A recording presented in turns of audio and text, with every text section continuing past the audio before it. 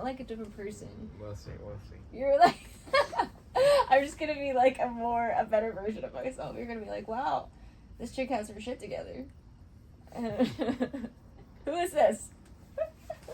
I'm Scarlett Aliceia, and this is Michael Kelly Terrell, our guest today. Hola, hola.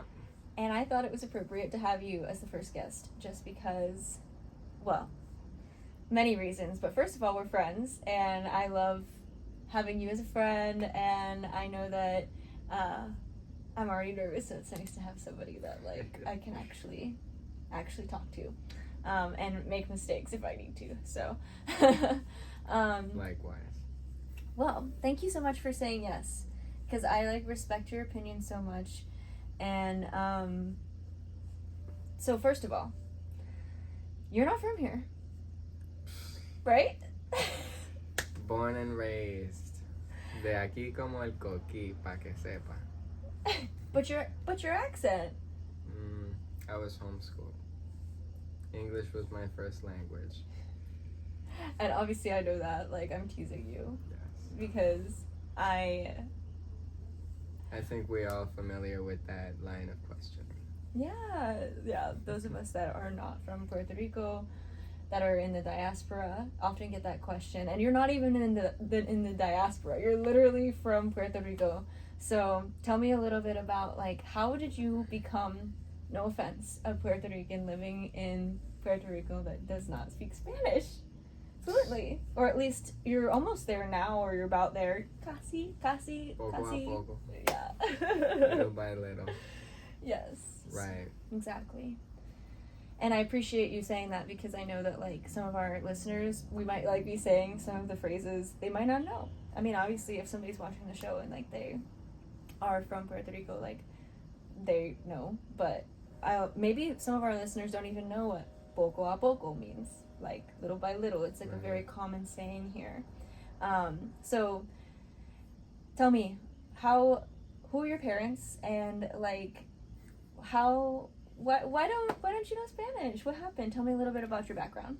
Well, my parents, I think like a lot of people in that generation were chasing the American dream. So, for whatever reason, there were a lot of Puerto Ricans that felt as though they needed to escape the motherland and, test their waters out in a different economy.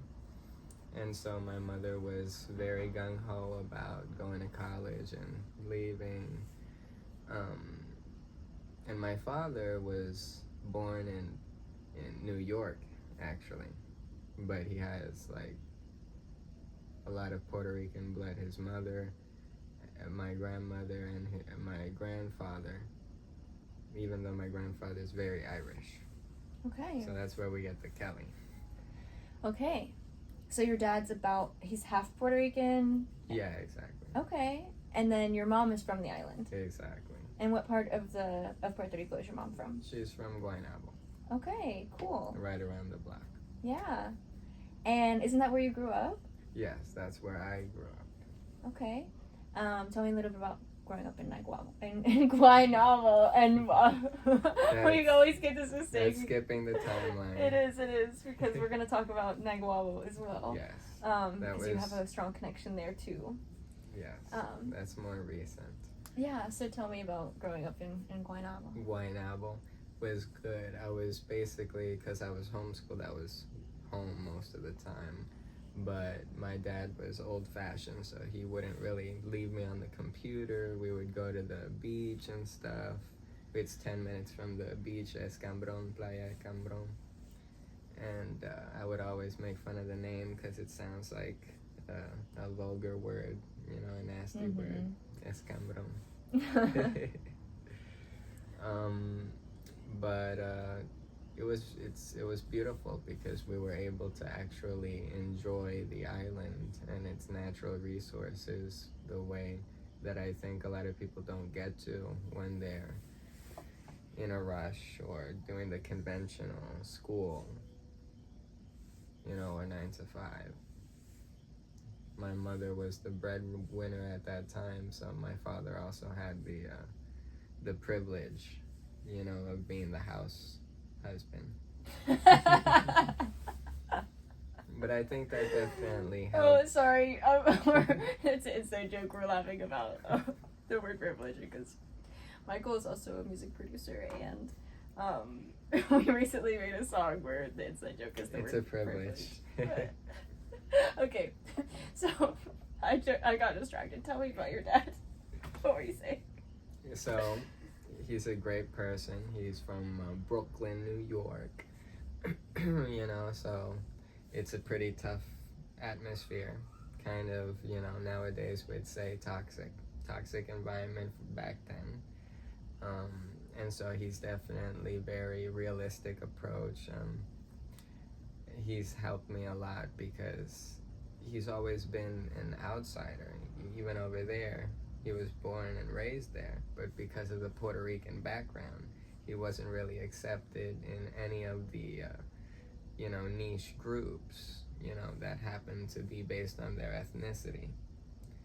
So he wasn't really fitting in with any of these based groups, which why would you want to? But at the same time, their form of bullying was a lot more hands-on, so it was a physical hazard.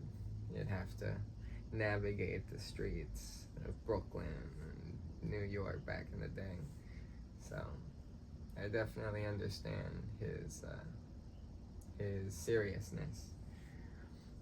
But he's definitely helped me figure out that ethnicity doesn't really have much to do with it. It's more about culture. At least that's how I see it. Yeah, what does that mean to you, like the cultural aspect? Because culture to a lot of people is language, but your dad is not, or he was not at least fluent in Spanish at the time.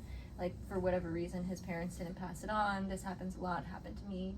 I'm also half Puerto Rican, so I relate a lot to your dad. Like, when you talked, when you told me things about your dad, I've related a lot to some of the things that you've shared with me, because I'm like, okay, like, it is a common experience for someone that is kind of in between cultures to not really know, to not really feel like they fit in with one or the other.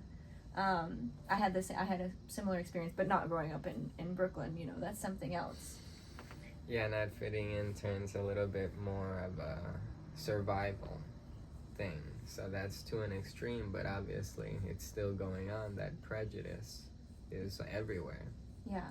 Over here, obviously, it's less so, but not really. It's more of a reverse racism. Obviously that doesn't apply to everybody. But I think it's just that lack of culture. Basically, it's a universal thing that the more you're chasing money, the less you're empathizing with people. The more you value money and time, time is money, then it's like you're not going to pull over for the person that needs help, Yeah. Yeah. I think that's what I refer to when I say culture. Valuing of the things that are priceless. That don't have a price. Yeah. And, I definitely have felt that same, prejudice here sometimes around certain people that feel a certain type of way about me being here. A lot of the time it's because they assume, at least I hope they're assuming that I'm not Puerto Rican. But a lot of people assume I'm Puerto Rican and sometimes still treat me a certain way, which, fair, I understand. I've talked about this a lot on my social media pages, but, I do understand, the sense of ownership. The sense of responsibility, though, should also come with that sense of ownership.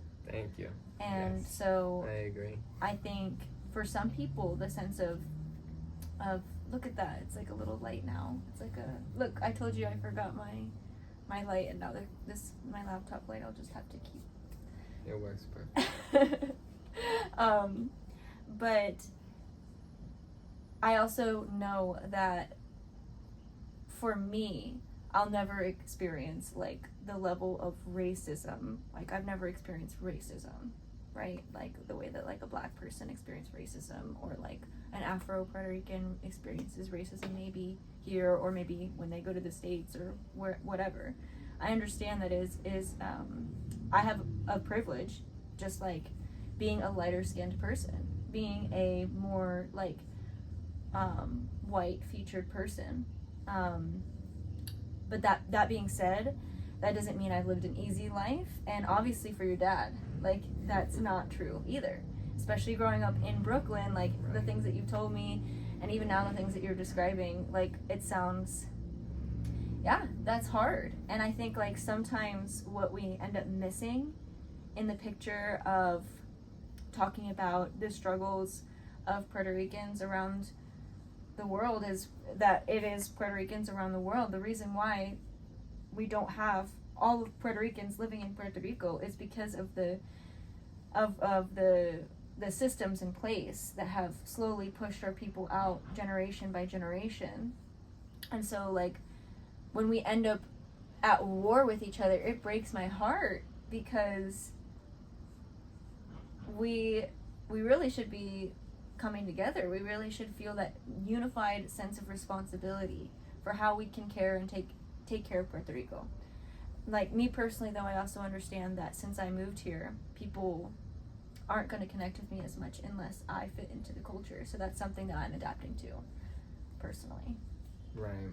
I see that part, prejudice in general, right, as just ignorance because we shouldn't identify with our struggles either, you know, that we should be aware of it and, like you said, help us, you know, unite and join forces, like, or empathetic at the very least, to be empathetic to each other. But I feel like that ignorance is the plague that makes people forget. What do you think the ignorance is?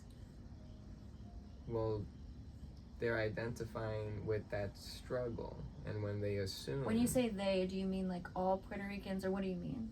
Well, I mean the people who display prejudice, right, or racism. Like anyone, Puerto Rican or not, or what are you saying? Right, well, there are a lot in Puerto Rico as well that display the reverse racism. But I mean, I wouldn't say everybody, because I think it is a universal thing, not just specific to Puerto Rico. I think that's everywhere, that there are people that are extremists, you know. And we've talked about this a little bit too, because I think everyone's entitled to their own opinion. I personally do not like the term reverse racism, just because I don't feel like... Well, yeah, it's just racism. Well, I think prejudice was, for me, more in alignment with how I feel it is, because I do think that, like, for example, like, if I, in the States, because that's where I grew up, that's the best way that I have an example. Like, if I go into a space with all Black Americans, like, and maybe they don't want me there, maybe I feel a little bit ostracized, but at the same time, maybe I also put myself in a space where I don't belong. And it's not because I shouldn't belong, it's just that I just don't.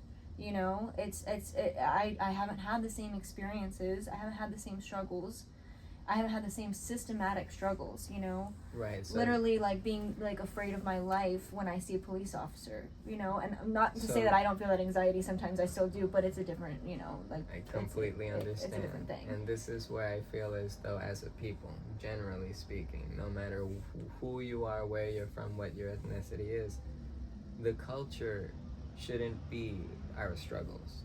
That is what ties us and unites us together. But our culture is our passions, what drive us, the things that keep us alive. Absolutely. Before we get off topic, though, can I finish Yes. one thing that I wanted to say? Yes. That when, for example, if I'm pushing myself in that space, maybe I feel ostracized. Maybe someone else could paint that as prejudice. Someone else could say, or maybe I feel that way, or maybe you could say that, you know, maybe, or any other space literally where I probably shouldn't be inserting myself, you know, because I, like I said, literally don't belong, and I'm kind of disrupting by being there. I should know that out of respect, right? So, like, it's not that, now if I'm invited, that's another thing. Like, if they invited me, absolutely, I would love to go. But I'm not going to, like, insert myself in a space where, like, my presence is going to be that disruptive, which is another reason here why we can touch on this later maybe. Like, I try not to, as you know, like, speak English too much in public very loud, and like that's another thing that we can touch on. But my point is, I think that I can feel a little bit sad to feel a little bit left out, and that's different from being like murdered, you know, or being other crazy things happening because of my ethnic identity or race, because, you know, there's another debate on race versus ethnicity. But I can see how your father, who has had different experiences, maybe did get the crap beat out of him because of his identity. Maybe his white identity, or maybe his Puerto Rican identity. Probably different times. Maybe one group beating him up for being white and another group beating him up for being Puerto Rican. So, yeah, I can see how other people might feel differently and might describe that differently. But I just wanted to say how I feel, and because, like, I think this topic is, like, very interesting, and we could go on and on about it. But yeah, thank you for letting me finish my thought. Oh yes, absolutely. Because I understand 100% where you're going with that, and that's why I wanted to preemptively, you know, I would rather, I know it's something that most people do, but I would rather identify as a culture with the things that we strived and we've triumphed. Mm-hmm. And of course we need to know all the struggles that we've been through as a whole. But what really is powerful about the culture of the Native American or of a Puerto Rican is the history that we've overcome, you know, over time. And the further back you go, it's not the things that kept us down, it's the things that weren't able to keep us down that we have to keep in our pride. If we want to be prideful of anything, it should be what ties us together, not divides us. Absolutely. But of course, those tragedies are part of a new system that I don't believe, you know, is what we should identify with. Mm-hmm. You know, even though there's a lot of things that tie us together in our united rage against the machine, but I don't think that's what really ties us together. It's the love, it's the mothers. Everybody has a mother. Mm-hmm. And so in Puerto Rico, when you go to the rural parts, you don't see that prejudice. So that's why I don't think that it's a Puerto Rican, it's not part of the culture, that's just part of the city. Mm-hmm. I think that's just a city thing. In Miami, it's the same. If you're not from Miami, you're from Broward,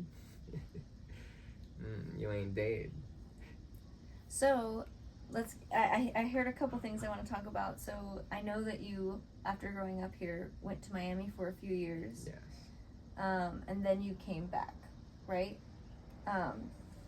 So, growing up here, you were like, were you a bad kid? Is that why you didn't go to public school? Because you went to, you homeschooled, right? I was a rambunctious child. Probably, you know, back in the day, they would categorize it as ADHD, now neurodivergent, so I don't know. But long story short, I was pretty hyperactive, and I would put my all into everything that I did. So if everybody was joking around, I would be the biggest jokester. If they're, you know, messing around, not paying attention in class, you know, the 1 or 2 years that I actually tried to go to school, my parents really wanted me to go. It was not a pleasant experience. Yeah. You know, but when everybody was studying, then I was the most studious. You know, so I was just going with the flow.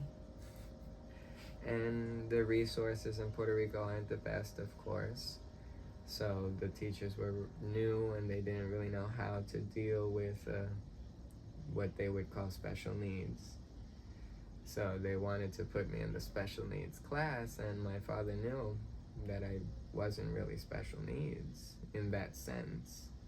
that if they were just more strict or more lenient or have more patience, but they didn't have enough time and resources for each individual student.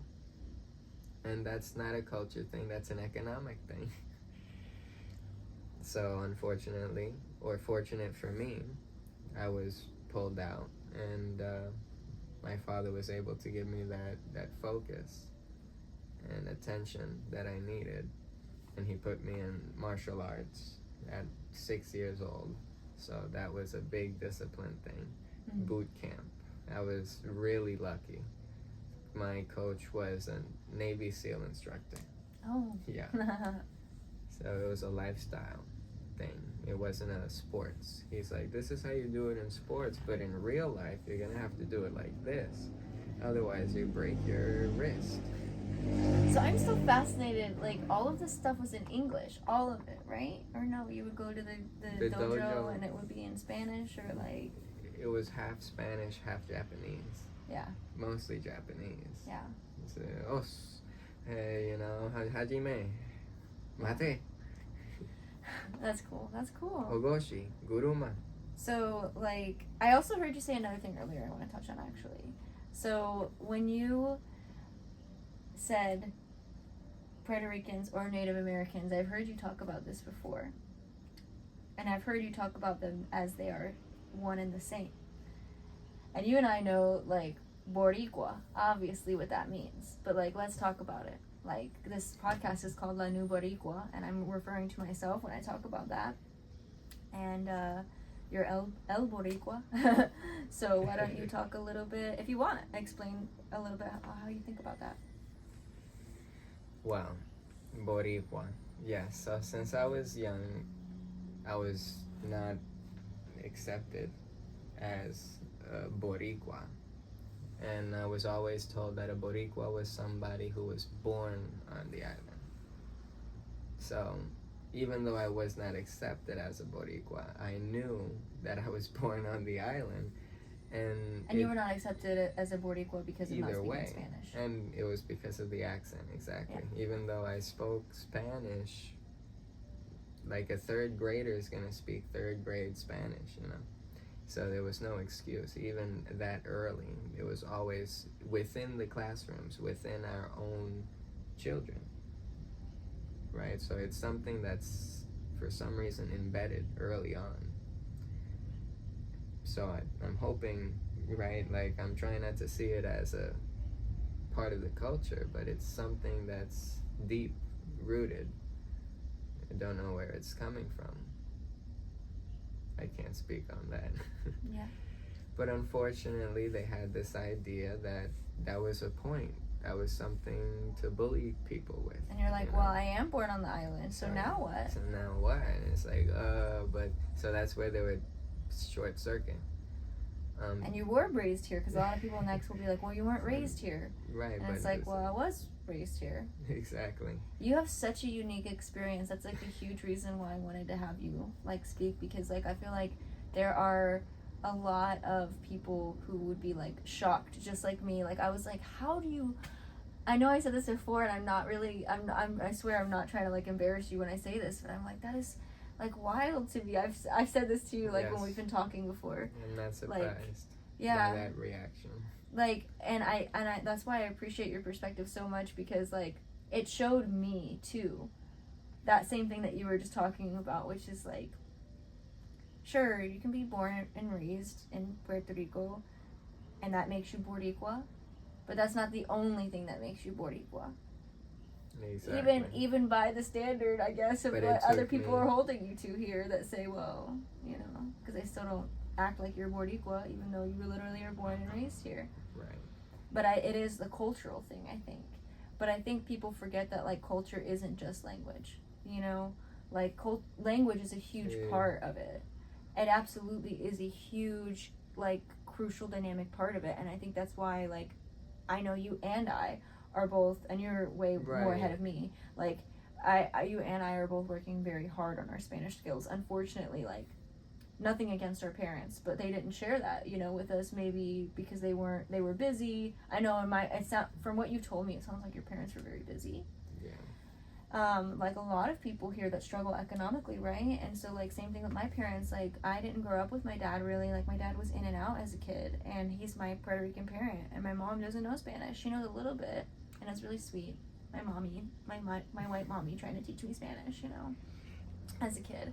But, you know, and a lot of the phrases I knew as a kid were when my dad, you know, there was something wrong. It's like, it's done. Right. I told you about, like, yeah. That's the kind of Spanish, Ya like, está bien con la I payasería. remembered. But, like, Ya está bueno con la payasería. because, like, you're no matter what, I think a lot of no sabo kids will relate to that. When your parents are mad, they're gonna pull out that Spanish. Even if they didn't teach you Spanish, they're gonna pull out that Spanish when they're mad. Muñeca. But I think that's funny. So also another thing, no sabo, by the way, just for anyone listening to this podcast that doesn't know what it means, it is referring to someone that comes from a Latino parent that does not speak Spanish for whatever reason. And we can go into, like, why that is, but it was about saber and it being a irregular verb that you conjugate in Spanish, so you would know how to conjugate it correctly if you knew Spanish, right? So that's where that comes from. No sabe? Exactly. No sabo. No. You should say sabo. no sé if you don't understand. No sepa. You would know to conjugate it correctly is the point of it, of that saying. But I know we're, like, kind of already running out of time.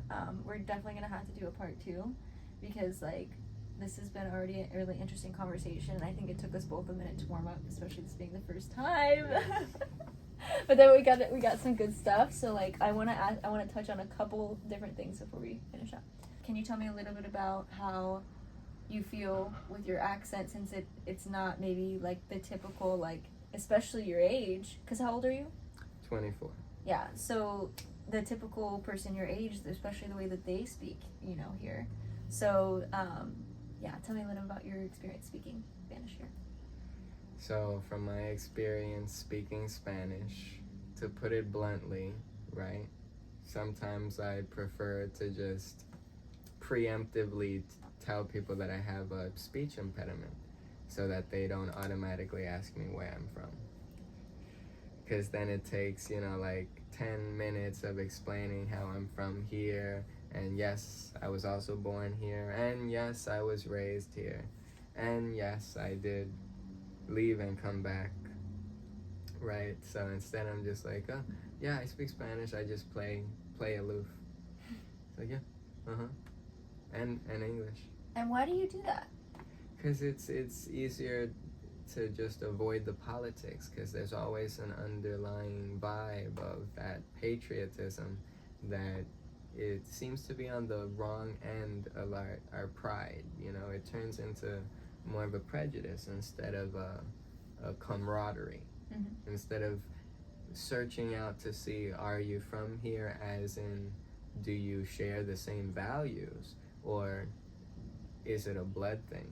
You know, because we can share the same values and we love our island, but just that's why it's not about blood. Yeah. To be a Boricua is to be somebody who worships, you know, symbolically the land of Boricua, Borinquen, you know, and really there were... And it is, to me, you come from Taino people, like some of your ancestors are Taino. That's how I feel. Like, as an ethnicity, yeah.